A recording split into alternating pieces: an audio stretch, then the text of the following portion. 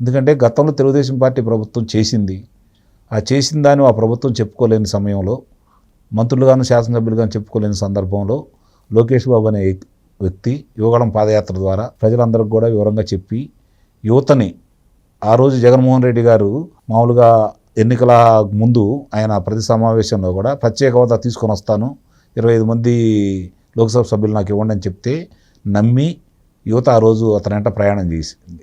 మనకు ప్రత్యేక హోదానే సంజీవిని అని చెప్పిన మాట ప్రజలు నమ్మారు. దానివల్లే పరిశ్రమలు వస్తాయంటే యువత నమ్మింది.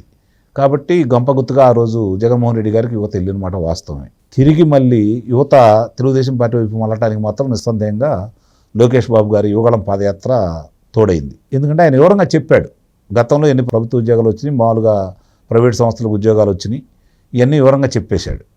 చెప్పిన తర్వాత నిజమే కదా అన్న ఉద్దేశంతో వాడు కూడా గుర్తుంచుకొని గతంలో జగన్మోహన్ రెడ్డి గారు ఈ మాట ఇచ్చారు, ఆయన తప్పాడు, వీళ్ళు చెప్పింది నిజమే కదా, అబద్ధాలు చెప్పారు ఆ రోజు, మనం కూడా నమ్మాము, వాస్తవాలు ఇవి అని చెప్పని యువత నమ్మబట్టి లోకేష్ బాబు గారి మాటలు, లోకేష్ బాబు గారు చెప్పింది నిజంగానే తెలుగుదేశం పార్టీ మేలు చేసింది మనకి అనే ఉద్దేశంతో యువగళం పాదయాత్ర తర్వాత యువత అనేది బాగా తెలుగుదేశం పార్టీకి దగ్గరైన మాట మాత్రం వాస్తవం.